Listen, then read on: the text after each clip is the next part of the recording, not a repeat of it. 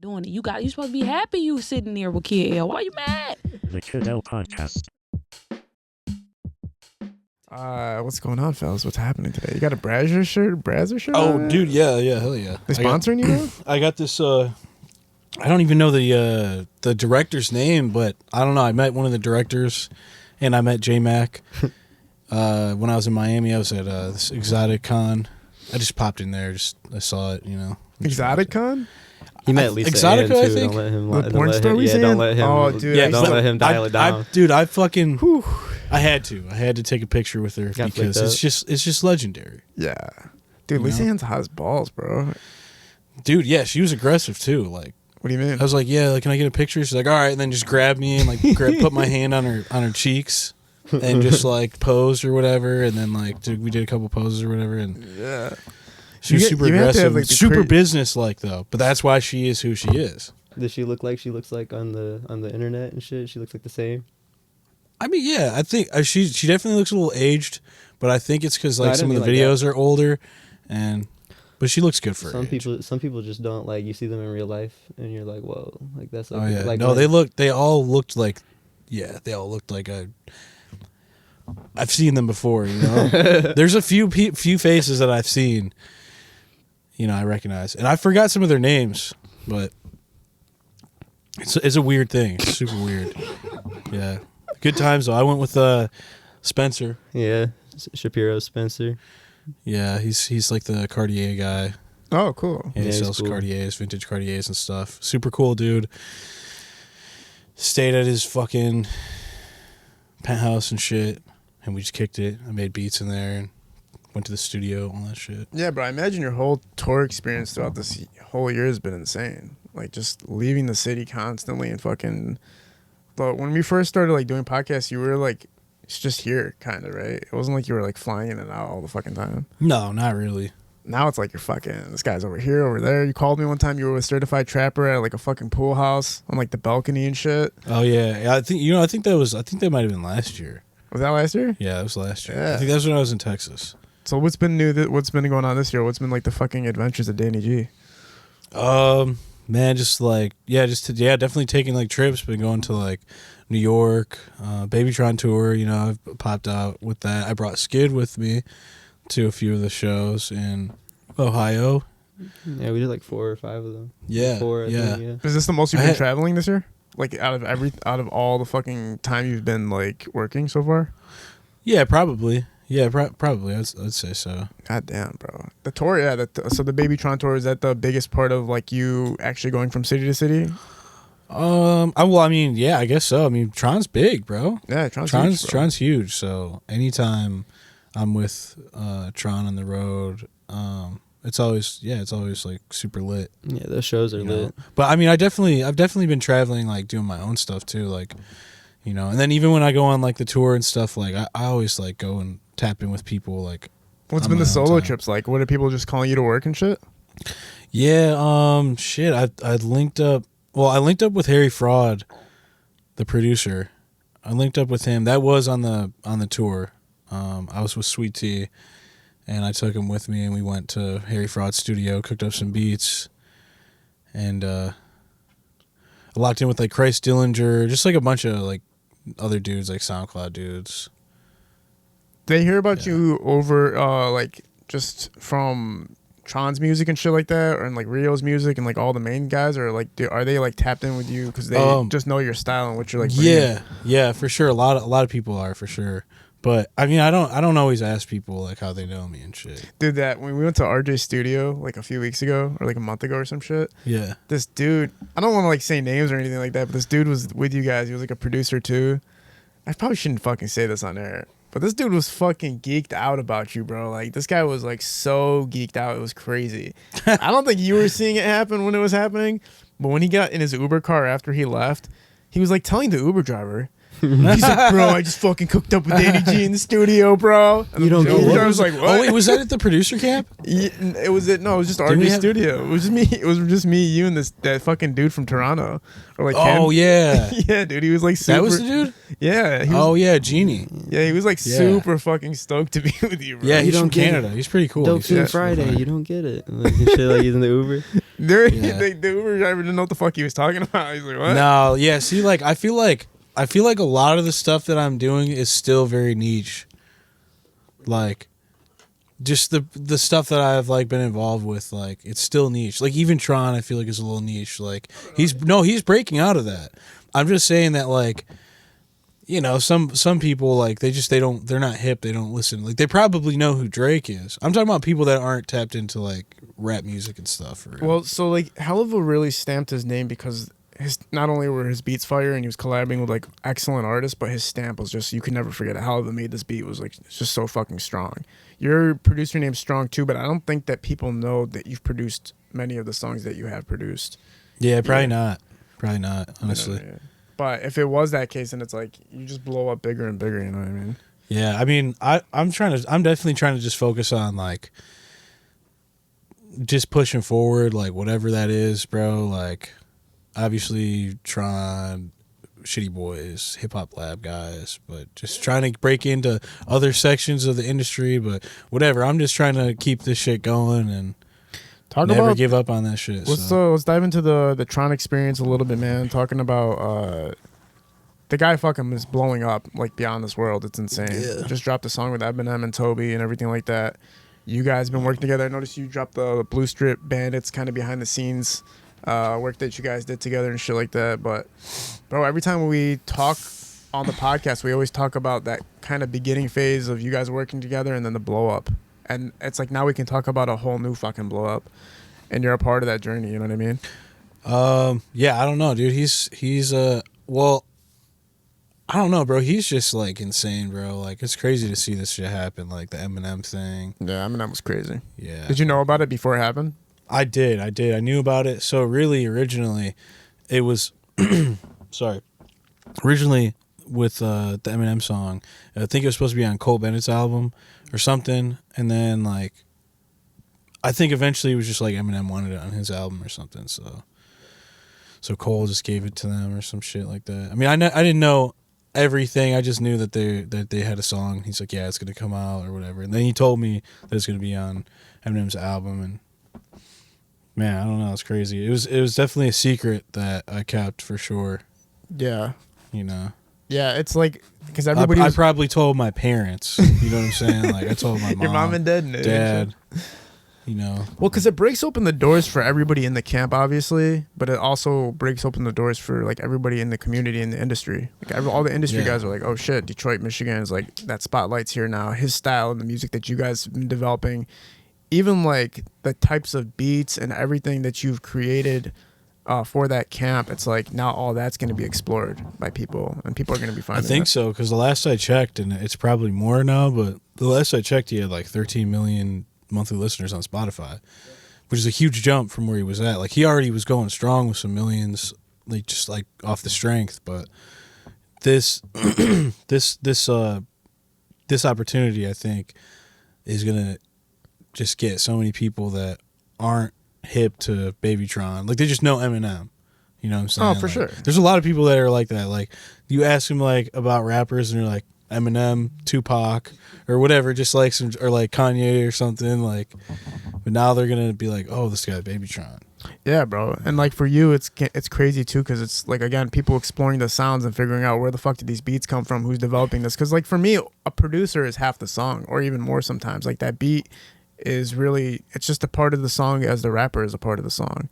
And like the fact that so many people became millions and millions of fans of it, it's like you're a part of that process. Which is fucking nuts. For sure. I'm not, I'm not the sole guy or anything, but I have my place, and that's always cool, and I'm always grateful to have been a part of that and to, continue to be a part of that. Like the whole Hip Hop Lab, Shitty Boys, everybody, like it's just crazy how everything's turned up. Yeah. What have you guys been working on together, man? We just dropped a tape. Like I dropped a tape, me and him together, called Irene's Apartment. That bitch is hard. Yeah, I seen You that. gotta listen Yeah, to it. Yeah. We got it hosted by Shadow Wizard Money Gang. Yeah. Yeah, hell yeah. We got me and Sweet T got a tape coming out soon. He's got a lot of beats on there and shit. We're doing some videos. I seen that you guys worked. You guys dropped a song with Sweet Tea and shit like that. That was funny as fuck. Oh yeah, what song was that? One of the ones off the tape, like Sauvignon. So I can't even say that shit. It's like a wine. Sweet Tea said it. Sauvignon Blanc. Yeah, Sauvignon Blanc, Sauvignon. It's the wine. Sauvignon French, Blanc. but I'm not. It's Yeah. a wine. That's what like. It's like a wine type of wine. Oh yeah, it is. Yeah. But I'm just saying it's like it's French. But I just don't know how to pronounce it that well. Yeah. I seen like the Sweet and Silent Bob fucking tape too. That was fucking hilarious. You and Oh, yeah. Sweet Tea are like, you guys are a pretty interesting duo, bro. But like at the same time, it's who else is doing that? You know what I mean? Like I think it's kind of, I don't know, like not to bring race into it, but like that. It's kind of like that white breakout of rap music that's like so fucking niche, but it's like becoming popular as fuck right now. It's his own thing. Huh? It's his own thing. Yeah, it's its own thing, but it's Shit. working. Like it's Yeah, working like, and it's being accepted. Before it was almost like, what the fuck y'all doing, bro? Like it used to be like so bashed upon. Because people didn't like listen to it. Like when me and Sweet Tea have been rapping since I was like 15 and he was like 17 when we were like rapping together, making songs together and shit. And we just like rapped how we wanted to rap. Like we never like copied motherfuckers and shit like that. And so when people like, I don't know, people just saw like white people, like obviously we have influence and shit, but I think they just saw like white people rapping and were like mad. And then like a couple years went by and then they like heard one of the songs or whatever and they're like, oh, like they're not copying me, like they're a little bit different. Yeah, it's not even, it's a copying thing, but it's also like, I think if somebody hears you without like seeing you first, like this shit's fucking hard. And then when they say like, all right, fuck it, bro, like this Bro, I shit's working. suck, dude. Yeah, we all I'm suck. Like me, Sweet Tea, and Right now? everybody's. No, I mean Not I'm back just saying then. well, I mean I have a couple like good verses though. He's got some hard verses. But I mean like I just don't give a fuck. I just make songs because it's fun. And then I'm always like, oh fuck, dude, why did we drop this? This is embarrassing. That's how you look at shit. Like when it hits like the 2-year date and shit like that. When it's like 2 years ago, you're like, oh, fuck. Wait though, the first video we ever did though, that was hard as fuck. Agua? Well, no, not Agua. Like the one of us three? Like, Yeah. it wasn't Blockbusters. It was the other one. David Blaine. No, Blockbusters. Blockbusters? Blockbusters was hard. Blockbusters was hard. Like Oh, even bro. my verse was. We all was rap good. different now though. Like we've always Yeah. like we've kind of taken different paths with like music and shit like that, and like all rap different. I now. pretty much kind of like was rapping like them basically because Yeah, everybody kind of like grew up a little bit and found their styles and whatnot. It seems like everybody raps a little bit different now. We all used to just rap very similar and just write together and shit like that. So now that everybody sounds a little bit different, I don't know. There's more to offer. Yeah, you guys all developed your sounds. And like, Sounds and like styles, images and shit. Everybody kind of like has their own thing going on. yeah, I like Sweet Tea's image a lot. I think it's like he's stamped kind of that like, I don't know how to put it. It's almost like this non-intimidating but yet still intimidating kind of figure about himself. He's Like, cool. He's just a cool dude. Like he's Yeah. himself. He's himself and shit. That's what like, yeah. That's what I was going back to earlier. What I was saying. I don't think people like listened to the songs originally, so they didn't realize he was just being a silly guy. Like he's just being himself on there and shit like that. Like he's just him. yeah, I think a lot of people like maybe if I don't think nobody really hated too much on you guys because Yeah, I no. used to like It was show like it would be like everybody one the out of like music. 50 and shit like I that. used to show like Rio and Vezo and whoever like I was in the studio with. Like I would just sneak in a little Skid Sweet Tea song, like probably Agua, and like nobody ever was like, "What the fuck is this?" or like, and I know people can lie about shit and just be like, "Yeah, that's hard" or whatever. But like you can kind of peep if somebody really is like my like. fucking with it. But people like that shit, so no, I haven't really seen too much hate towards them. There's not too much hate. My best like in the beginning when we first started, it was like this like 3 years ago probably, but we were at the lab recording some shit and I recorded this song and I didn't like the booth was blocked off and like I wasn't like paying attention to like who's out there and shit. I walk out and Helluva Beats is like, that's the hardest shit I've ever heard a Caucasian record like ever, like what's your name and shit. I was like that was the coolest thing because I recognized him right away and to him I was just like some random dude or whatever, but for him to say that to me like then I was like hell yeah. I was like what's up Helluva. Yeah, he's That shit was dude, cool. he's- He was cool. He's like the fucking ears and eyes of the city when it comes to the music, bro. He just picks up so quickly on like what's gonna hit. That's why I was like thankful that he said that. I was like, that Yeah. means a lot coming from you. Like anybody can say that. It doesn't mean like much or whatever, but coming from him, I was like, hell yeah, Helluva. Thank you. However, calmly like and slowly grew into this like figure of Detroit. Like at first, I think when like first day out and shit, people knew who he was, and the first day out comes out and everybody knows who he is, but it didn't feel like his name was completely stamped yet for like the masses. And then he just Yeah, probably not, but for sure the city though. the city. 'Cause I was already hip to Helluva, and I know he's been doing this shit for way longer. But like, I was like a Doughboys fan and shit, so you know all the old Doughboys shit, like No Deal, On Chill, and Chances Make Champions. You know, like I already known about Helluva, and he was sweet. So Yeah, but now it's come to the point where like everybody knows who the fuck he is. He used to rap, didn't he? Or not? Yeah, he used to be in he's West still- May yeah, West with and like shit KA like that. and yeah, shit. he's Yeah, still those he songs. just dropped a song with TRL, D Rich. Hell He just yeah. did a badass one mic at DJ BJ studio too. Yeah, didn't he do a fucking? I swear he did one with like On the Radar or something. Or no, not On the Radar. It might have been the one. you're DJ talking about. BJ, yeah, where they open up that door and it's like blue smoke and shit. Shit was fucking heat. I'm not gonna lie. You also been Dan. You've been cruising with BLP Kosher and shit, man. Talk about Oh yeah, working yeah. with Kosher, man. Yeah, shit, man. Kosher's super cool, man. Like, I found him like end of 2022 or something, or like November or some shit, and I just knew, dude. I knew he was gonna be like the one, so I tapped in. I just been tapped in ever since then, and you know, I got some stuff on his album from last year and stuff, but haven't been working like too much. We got some songs, you know. In the tuck, especially for actually I'm not even gonna say it. There's like an album that is gonna come out. So Are you rapping or producing? no, just producing. But, Oh, bet. just can't like give any details about what the album is, but he's a super cool guy, man. Very down to earth, man. I stayed with him and Folja. That's his one of his directors. I stayed with them like in their hotel and stuff. When we went to Summer Smash recently. Yeah, how was the Summer Smash Just kicked it with experience, them, man? you know, just like on some, you know, they're just cool guys. You know? Walk us through the Summer Smash experience. Oh yeah, Summer Smash was dope.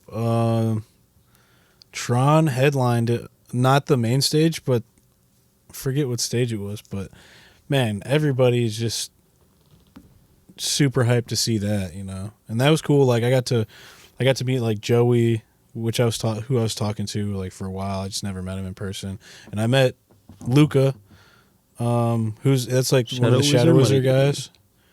You know, like I said, I was collaborating with them. He's from like Montreal, but we were all in the same what do you call it, lineup, like at the same stage. So Luca was there with Joey and Shed Theory, and yeah, no, it was just cool. Like I always get to like meet people. Like I met like Crow and Frost and like, you know, fucking Nextel. Nextel's cool. Nextel called me the GOAT, which was crazy. I'm like, damn, this guy knows who I am. They're getting recognized, like your face is getting recognized, right? Like somebody doesn't have to really introduce you as Danny G, and people go like, "Oh, I know who Danny G is." Is it more just like they see your face now? No, Bro, I don't know. I really don't even like. I don't even know. Like sometimes I feel like people know who I am, but it's like I'm not. I don't think I'm like famous. You know, famous or anything. So I can go I places. mean, you have over 100 million fucking Sometimes people recognize me. streams under your name, for don't sure. you? Like, No, I do, but you know, it's pretty fucking. producers are never really that like. You know what I'm saying? Like a lot of people like don't even know. They might know the artist and they might not even know the producer. But it is kind of crazy though. I mean, I always sure. knew, like when I was in the 90s and 2000s, I always knew who the fucking producers were. Especially, I mean, obviously Dr. Dre was the biggest of all fucking time.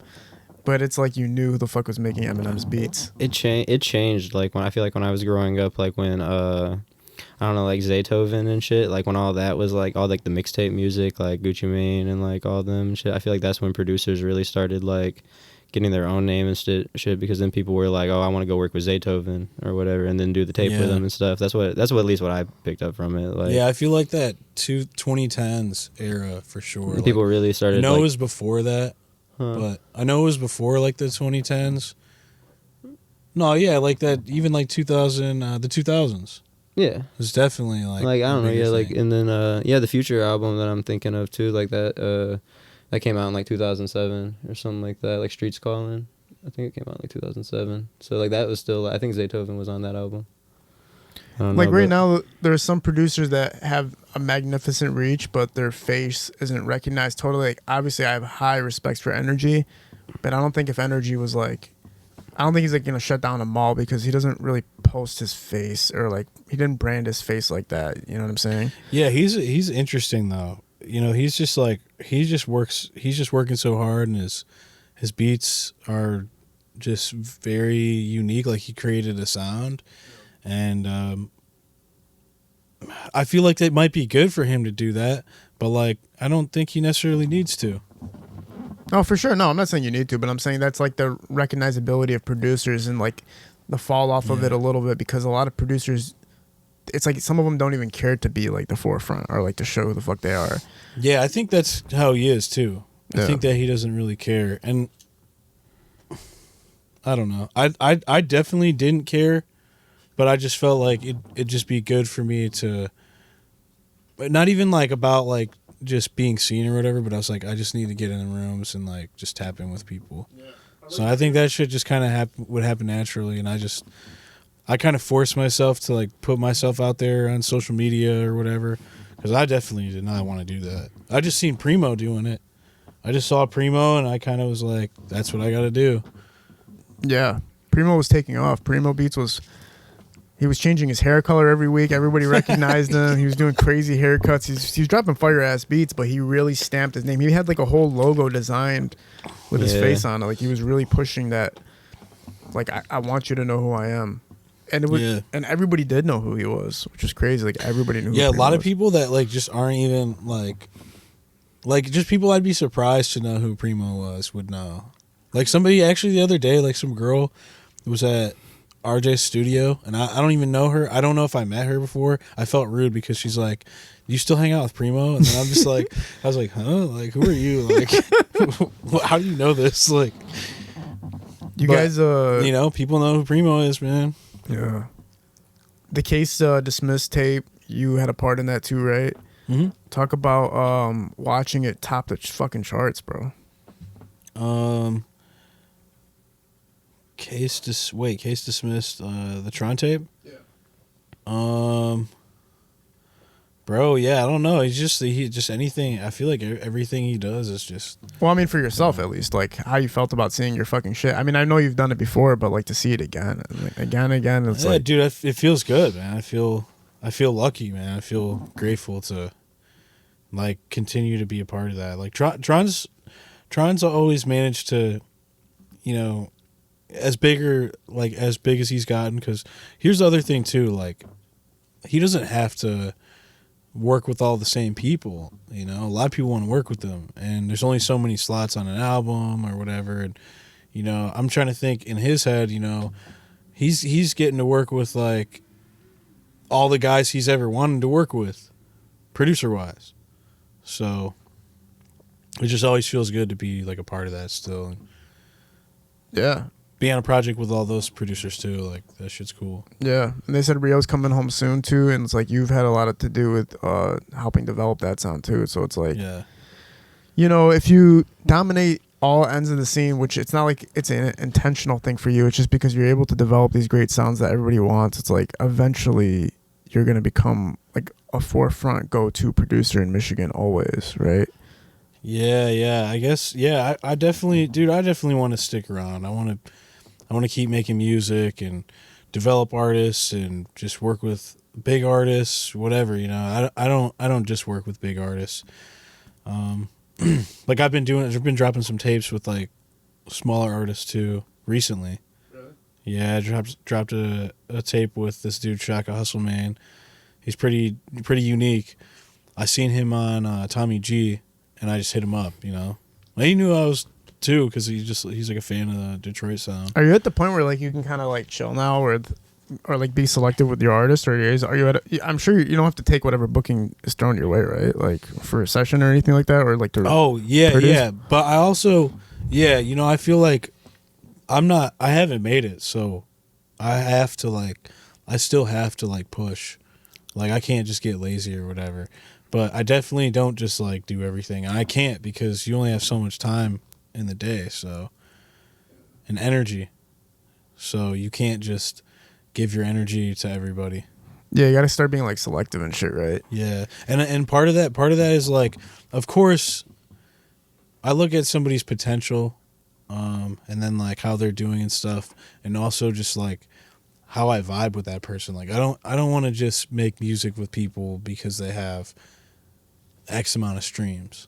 Like if you're just like not a cool person to work with, I don't want to like.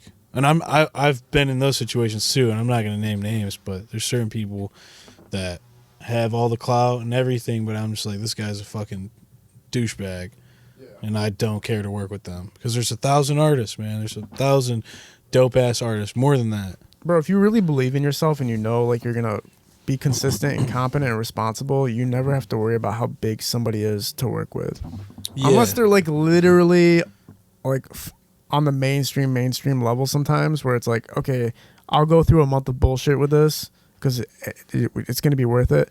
But if I'm dealing with somebody where like I know the outcome for me isn't going to be that crazy and I have to deal with your bullshit, then it's like, nah, I'm not going to fucking do all that. Like I'm not about to. Yeah, bro. Well, you know, I feel like earlier on, I definitely would take more shit than I needed to.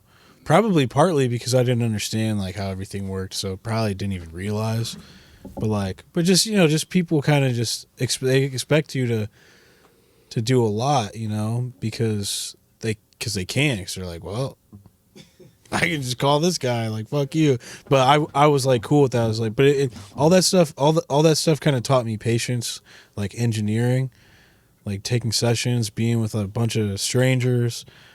You know, and some of these people being like high on a bunch of drugs or what, I don't know, whatever crazy situation, and people being rude or yelling at you or something. Like, it's real easy to be like, man, who the fuck do you think you are talking to me like that? Like, it's easy to do that, but it's like, that's probably, if I was younger, I probably would have done that, like yelled at somebody for snapping at me or something, instead of just being like professional and just being like, oh yeah, like that was some bullshit, but like, you know, just like, you know how it's like customer service shit, like you're just like, okay, yeah, for sure. How do you know?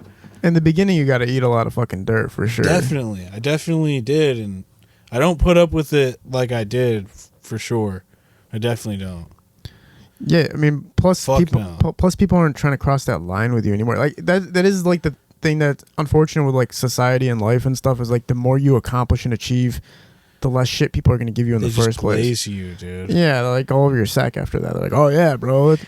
You know what I mean? There's people who like fucking hated me when I started this podcast and like just fucking hated me. And then like once they found like seeing the consistency, the work, the fact that it can benefit them in the future, they're like all nice now. And it's like, oh shit, like I get it. Yeah. I understand why people are like that.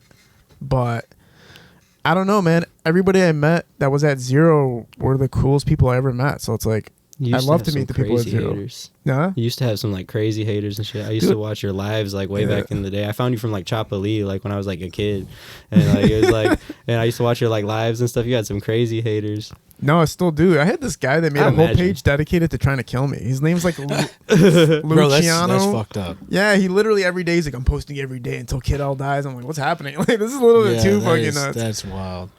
I did notice that though. The hate for L is. If you hate someone, why think about him so much? You know, I still wonder that to this day.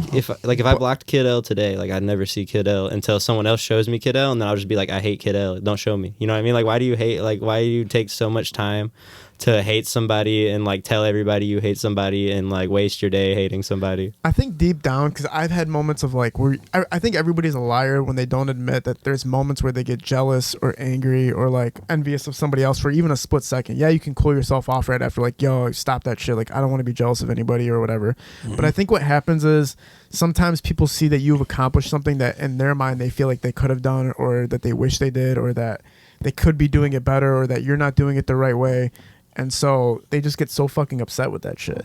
And then when I was doing music reviews, when I was actually like reviewing people's music, I think I was just hurting them so much because they didn't want to hear anything negative. They just wanted to hear positive. They didn't want to hear. Yeah, why even send your shit in? Yeah. Or invest more money into your music instead of paying someone to like tell you it sucks. Like Well, you know it sucks. You guys know better than I do. Artists are not stable people. They're not like normal fucking stable. Like I got my life together. Right, yeah. It's not always Yeah. what you see on the camera and shit either. Like with like a lot of people, a lot of rappers or whatever, a lot of like producers or video guys, anyone in like the music or whatever. Everyone's got shit going on, but Well, entertainers are very oddballish people. Like, Yeah. it's hard to meet an entertainer that's not. that's why you're on the odd. camera and shit because you're different. Yeah, You're, that's like, why you different chose than the other path people. that everybody else would have been like, "Yo, fuck that shit. What are you Yeah. doing? You're gonna be a fucking entertainer? You sound crazy." Yeah, like, do you have a 401k?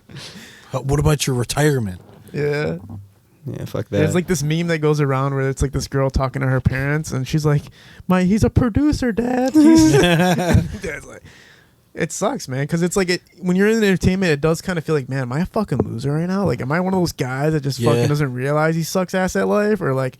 But then it's like, no, I'm a creative. My energies goes towards creativity. as long as you're like living life and shit, like if you're having good experiences every day, like you're with good people and you got like all your bills paid and you can do whatever you want, like fuck what the people think about like your music, or if you think you're a loser some days and shit. Like you were saying earlier, everybody gets jealous of other people.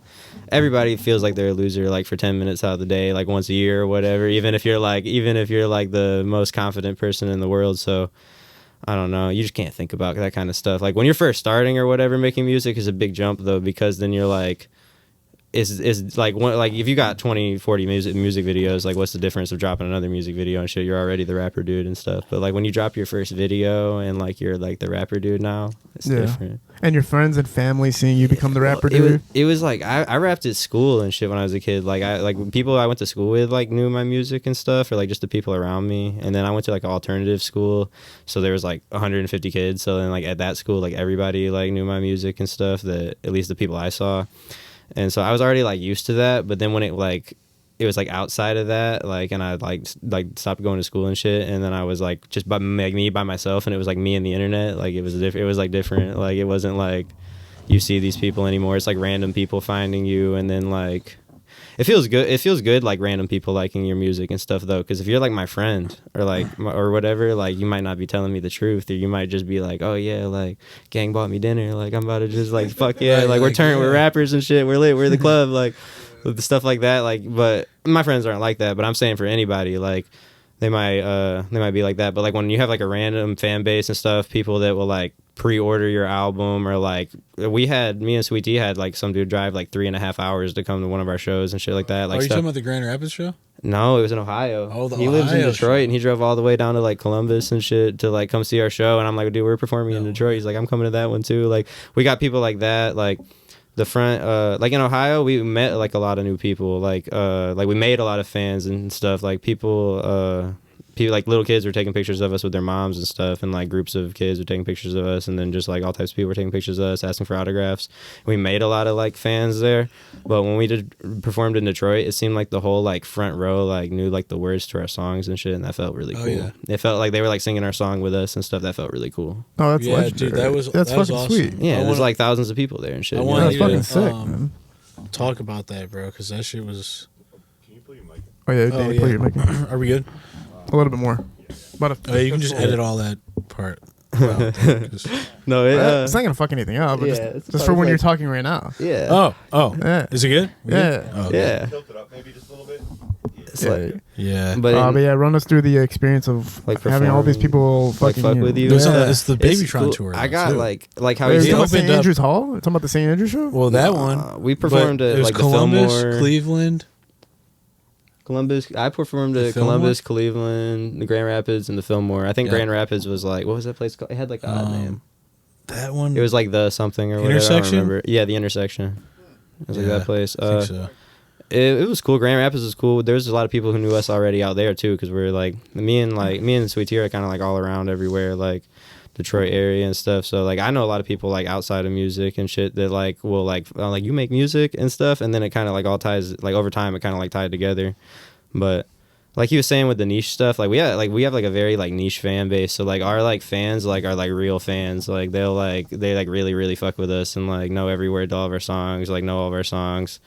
Like and we like interact with our fans and stuff. We'll like follow them and like their pictures and shit, and like we're cool with our fans. Our fans are cool. I appreciate No, them. I mean, I feel like you guys are that niche category. I think it seemed like it existed, but I feel like you guys really are breaking it out to making it like accepted and really followed. Like, yeah, well, like there's like a lot of younger people. Like we're like originally from like downriver, kind of like in that area, like growing up, and a lot of kids out there like try to like rap like us and stuff, and then like other rappers like that are like a little bit older, they'll tell us like, oh, they sound like Little Skid and Sweet Tea and stuff like that. Like they're like they're taking Little Skid and Sweet Tea sound and stuff, and it's cool or whatever, but yeah, some of them motherfuckers suck. Like the Skid and Sweet Tea juniors and stuff, they suck, but there's some cool ones.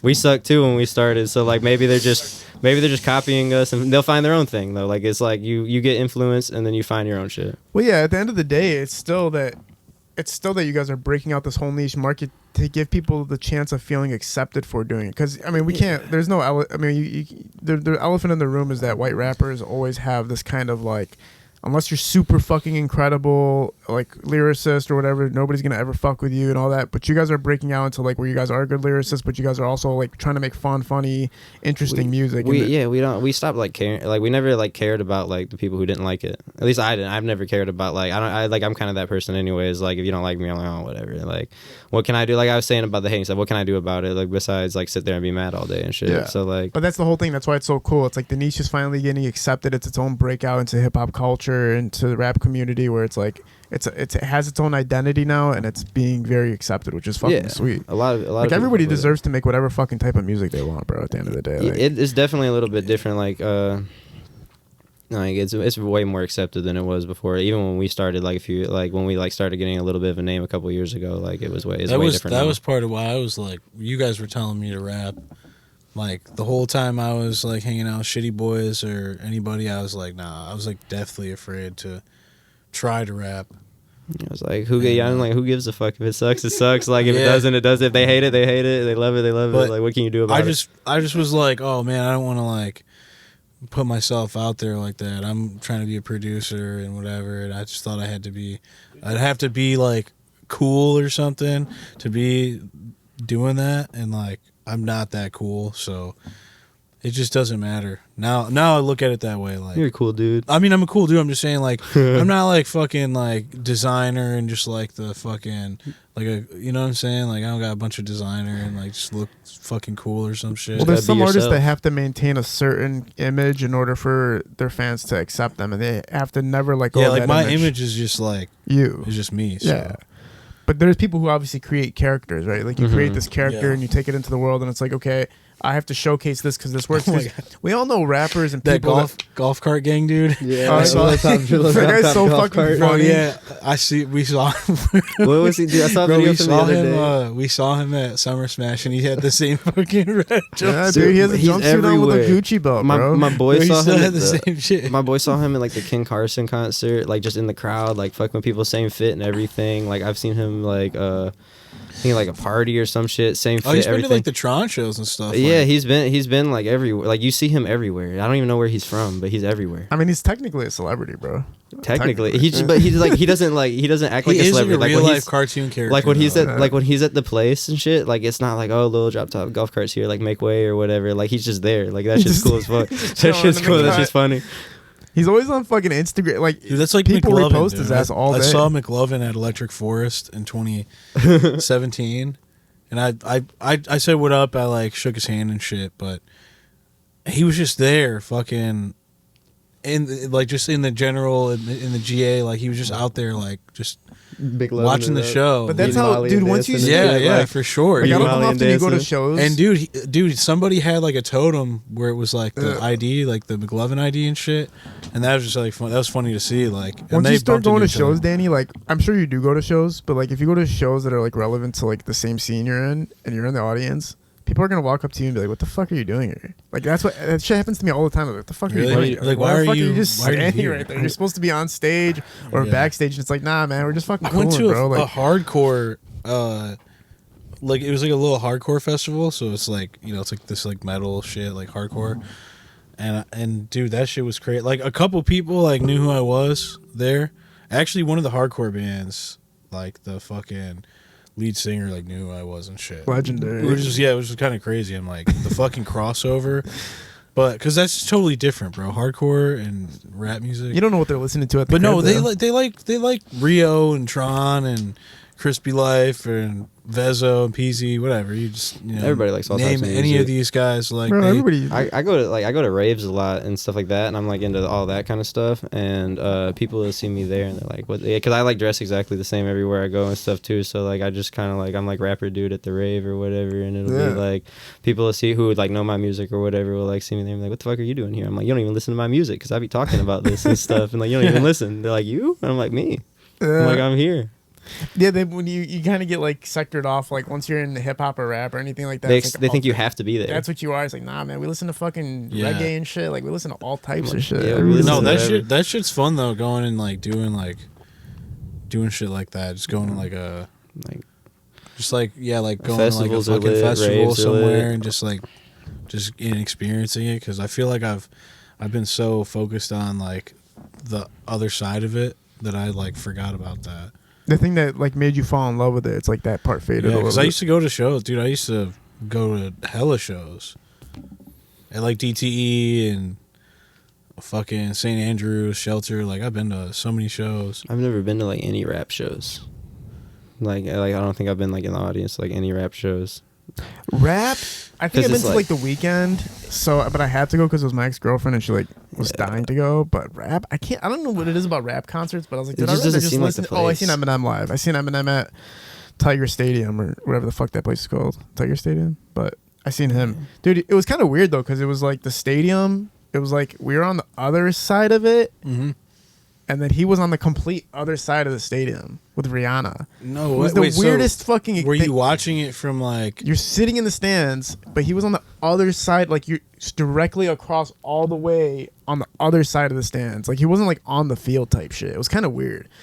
But I watched that. I was like, dude, I'm never coming to a rap concert again. Like he's my favorite rapper of all time and shit. He asked everybody, he's like, do you guys want to hear Marshall Mathers LP 1 or 2? And then everybody's like, 1. He's like, fuck, all right. Like, Marshall Mathers He was LP 2 hoping that they just dropped. Yeah. And everybody was like, nah. He's like, well, I'm still going to play a couple at the end. And but I was like, dude, rap concerts are just... I think it just depends, bro. Like Right. sometimes that It shit doesn't seem like appealing, like to like want to go there. It's Like just to like... me at least, I don't know. Well, you know what was cool about Eminem's concert? He had a real band. So that was fucking sweet. But a Yeah. lot of rappers, they don't have a fucking real band there. Like, it's just them with their fucking DJ and producer. And it's almost like, I don't know. I'd rather just listen to this shit. That's just my preference, though. Like, I want to go see Future and shit when he like I don't know. I wanna saw go to a Future at concert. DTE like 2017. I want to go see Future. I want to see. I don't know. I That want to shit see. was lit. I what want was to the see best like. concert you ever been to? Bro, I really would have to think about it because, damn, I saw Meek I Mill. wish I could time travel for like concerts and shit. Like I want to see Gucci Mane when he was like fat and like trapping and shit. Like I want to see that Gucci Mane perform. I don't know. Like if you go to a Gucci Mane concert now, I'm not gonna hear none of the Gucci Mane I want to hear. Like so, it's like I wish I could That time would be travel. sick. I wish I could time travel for some concerts and go like watch the old days and see what like. If I could go back in See that. time, Tupac and Biggie, easy. That'd be the easiest thing to go see. that for sure. I want to Yeah. see Tupac, man. Even when I see have him to see that in for sure. videos, I'm just like, It, dude, it what would be the such a fuck? weird like character to see. Yeah. Like But I feel like back then too, like the energy would have been crazy. I Yeah. grew up like watching like Team Eastside videos and like Peasy and shit. And the first time I ever saw Peasy, he was like walking around outside like on Instagram Live at the Hip Hop Lab. And I remember like I'm like walking I back from remember the that gas day. station, and I'm like walking back from the gas station, and I like look at him, and it was like he like came out of the TV or some shit. He looked exactly like how he was in the TV. I was like, what the fuck? I was like, dude, this is like a character. Because I've met other rappers like back then, and I thought it was cool. I'm like, holy shit! Like I grew up watching them or whatever. It's cool to see him. But like when I saw him, I'm like, damn, you like jumped straight out the TV. Like you look like just like you do on the on the screen. That shit was cool. Yeah. Like seeing There's him. the reverse effect though when you see a guy on TV and you see him in real life and you're like, what the fuck? yeah, where you're like, oh my god, that's Yeah. not Peasy, like or Yeah. whatever. But yeah, no, I he feel was like Peasy. that's He was like- still Peasy. I on feel the like that's internet. like Mike Morse or like those lawyers that I see on the billboards. Yeah. What's her name? yeah, because they're like getting coffee and shit, and you're like, oh, you're all over. Jemana. Jemana, Because yeah. I like I see them and like I seen a picture of her like that billboard, and then I see what she really looks like. I'm like, damn, bro, they fucking photoshopped the fuck out of that, bro. Yeah, because she's hot on that billboard, bro. I know. She looks like 20 years younger. I could have swore she was like 27 or 30. I think like G-Mac Cash made a song with her. Lando took a picture with her a while. I remember like when they opened Instagram and I just see like Lando and her like standing each other. I thought that shit was so funny. I was like, damn. Yeah. It's a surprise. Dude, Lando's finally becoming like finally getting that fucking like status credit, bro. Hell that yeah. Fucking like, Yeah. yo, you fucking did it type shit. Yeah. Yeah, dude. Yeah, No, those it's are gangsters. been like that for a little bit now. Yeah. It's been like that for a little bit for sure, but when you watched his, I don't know how long you watched his grind for. I think I started watching him in 2016, and I just want to like say 2016 for me too. just seeing like how much bullshit the motherfucker went through, bro.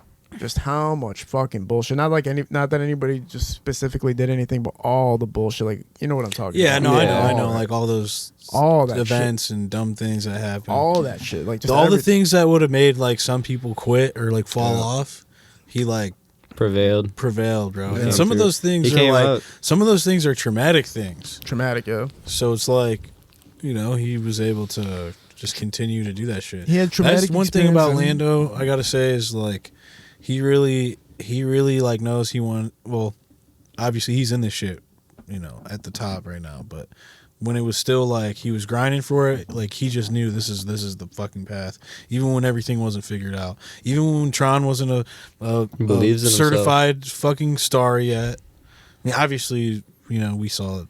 Everybody. If you saw Tron and you were honest with yourself, you knew that he was gonna, you know, you knew he was like star material for sure. But I'm saying back then, like he still was like just pressing for that shit, bro. When it was just hopes and dreams. He just believed in himself. Yeah. And if you do anything that long, you gotta believe in yourself. Like I was in like middle school when I heard the Lando Bando tag, like in like the videos and stuff. Like it's a long time ago, and now look where he's at because he believed in himself. Yeah, and he totally just surrounded himself in the material. Like one of my favorite things that you said, Danny, in our last talk was, you're like, I just want to break records. And when you said that, it was like a fucking life changing like kind of saying to me, because it's like when you're engulfing yourself in the industry and you're really encompassing yourself in the music and in hip hop and in entertainment, you're gonna find success, but you're going to find success when you're aiming for the right target. Like when you're aiming to make quality products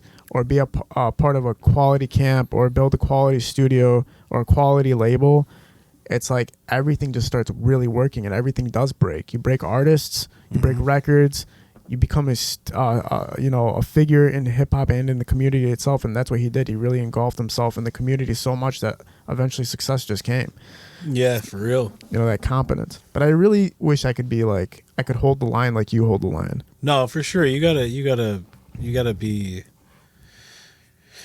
It can be tough, like doing all the stuff that we do, because like sometimes money's not right all the time or whatever, like life shit's going on, and like those can all be like distractions. And then you can start thinking like that, like, oh, I gotta fucking sell this beat and I gotta whatever sell this, and you're just kind of doing stuff to whatever get by or some shit, and then you're not really, you're just working with everybody. You're not really doing things that you care about or whatever. Yeah. And I mean, you should always care about it. It's not like you don't care about it, but it's not like a passion project. Like yeah, everything's a passion project. Like if you make everything a passion project, that's like the best thing, but they're not always monetary. Like there's no, sometimes you're going to flop on it or it's not going to make any fucking money. Yeah, or it takes a while to make the money. Yeah. You know, a lot of songs, man, like I'm not going to see royalties from them for months, you know, months or like a year or something. What is it where if a song is a hit, but it takes a while to see the royalties? Like, is it that the song becomes a hit over time, or like, how does it work? I don't know. I mean, depends. Some songs are hits overnight. So, I mean, I haven't had, I don't know. I feel like I haven't had like a hit. Like I've had some, you know, like Dope Fiend Friday with Rio. That was like a pretty big song, but I wouldn't necessarily call it a hit, you know. But that's just like, People are gonna listen to that forever, though. yeah. Like that's something people are gonna be listening to in like 20 years and shit. Like when they're listening to the music they used to listen to. So that's always gonna hold some type of people are always gonna remember it. It's gonna be burned into your brain, like the beat and everything. Mm-hmm. But hits are hard to call these days, even to say what is a hit or Yeah, I don't what's know. considered a hit, because everything's So just moving so saturated. fast. Yeah, It's so saturated, and then they're like, a lot of people don't like even go for hits anymore. They just want to make a million like alright songs and then like add up the streams and shit like that. Nobody like back in the day, people it seemed like they were like crumbling up a million paper balls, like trying to make the best song they could, and then they'd invest everything into that one song. And if it sucked, it sucked. It didn't. They're rich and famous and everything. Now it's a lot of people are just kind of like grinding it out, like just making 100 songs and dropping them all and everything like that. yeah. Like every song had to be a gem back in the day. Like every song on the It's fucking harder. album. It was harder to get to like now. It's like if someone I don't know, like someone you can just call someone like if he's engineering or whatever, someone can just call him and be like, hey, I have $80 for 1 hour. I have $100 for 1 hour. Like what's the deal? Like, and then you can just go in there and do whatever you want. You can just hang out with Danny for the hour or whatever. Like you could just sit there with your arms crossed thinking. But like it's so accessible now. Like anybody can like you. There's no like background check on it. Like back in the day, like they would like seem like you had to be like involved with a label or whatever to get in like a real like studio. Now it's like you can go anywhere you want if you have the money to do it. Well, no, you had access to studios if you could afford it, but at that time it was so expensive to get inside of a studio, and the labels were covering the cost. Yeah, that's what I for the mean. You studio, needed yeah. like someone to back you. Like Yeah, you had yeah, the it vision, was but like you definitely- needed something. Now it's like you can just like someone just go get a job, like hit a little play or something. You're like, all right, I'm in. Like I'm Yeah. rapping. And people are producing themselves now, so it's almost like these people Yeah. were producing themselves in their basement. That dude, Lil Dill, who came on my podcast, or Law Dill, he's like the shop cart rapper guy. But anyway, he's like, dude, I make my songs off BandLab, and they fucking blow up. And I was like, what the fuck? A lot of like the Yeah. TikTok like TikToky like kind of like stuff like that's like their production quality and everything. Like they didn't even pay to go to the studio and shit. So like you can just do whatever now. Yeah. You can just Yeah. rap. Anybody can rap. Anybody can sing. You can do He it. got You- signed to like fucking 300 or some shit like that. I was like, what the fuck, or Empire? I was like, what the fuck? No, 300. I was like, what the fuck, dude? Like, just on the fucking BandLab? Like, that's crazy. Yeah, people can make some fire in BandLab for sure. Yeah. I mean, I still think like, you know, good beats, good like mixes, all that stuff. All that stuff's important, but that's definitely a testament to show you that it's really all about the idea. You know, like Yeah. if it's a good idea, it's a good idea. Like a good song. Is it a catchy song? Like Yeah, that's how I felt about that's really Kodak. what's driving it. Not as much, say, if like a mix wasn't perfect or like you recorded it in the basement or something, somebody's talking in the background or some shit. Like Right, like, does it sound that's not what's gonna like the mix or something alone. Like all those details isn't like what's gonna make it. It's for sure. You don't really hear all of that stuff until like you make music or like you're around music a lot. Like when I was younger and I'd listen to music, it like you really had to like listen to like songs to know they were like if they were like bad or they were produced like poorly, engineered poorly or whatever. Like when you make music, you can like you tell right away. But like when you don't make music, people just listen to whatever. They will listen to whatever they like. So it doesn't have to be perfect. It's crazy you said that because not that long ago I was listening to like a bunch of old Future songs and like I could hear stuff. Like I heard like the headphone bleed The hardest. in one of his songs and shit. I'm like, damn, bro, like, cause they really just put that shit out. They're just putting that shit out. Yeah, one of my favorite albums. I think it's just like an All Stars Ball Hard album. I don't remember exactly what it's called, but it's one of those albums. And I'll look up what album it is. But it's like a hard ass album. But every single one of the songs has like the headphone bleed shit or whatever. Like it's the You mean it's like clipping? Yeah, it'll like cut out for a second. No, so It's like- the album with Ball on it by T Grizzly. I'm trying to find the. Well, I album. was saying when I said like the headphone bleed, it's like the just called Get It headphones are Sold. so loud that the microphone's picking it up, and I just noticed like little shit like that. when I Oh was shit! listening. Yeah, that's But I didn't really crazy. notice that when I wasn't in music like that.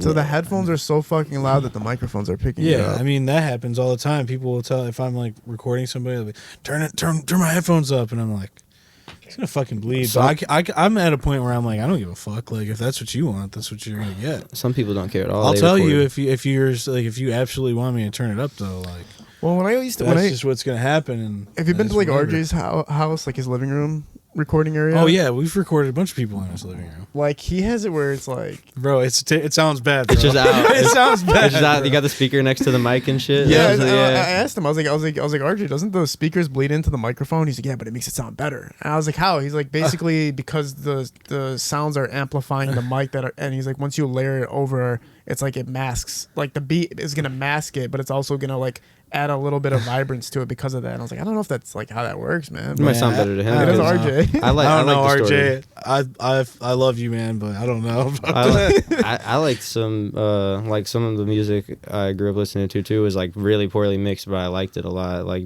a lot of distorted like shit like that, and it's just you can tell it was just people fucking around with shit, but like it had its purpose. It was Yeah, good. but even all those Early Kodak Black? even all those songs that like RJ was doing, like me and him recorded some stuff with Lonnie Bands on Scorpion or some shit. I forget what album it was. Like we got a few songs on there, and that stuff was recorded in RJ's living room. So Motherfucker I don't makes know, it dude. work.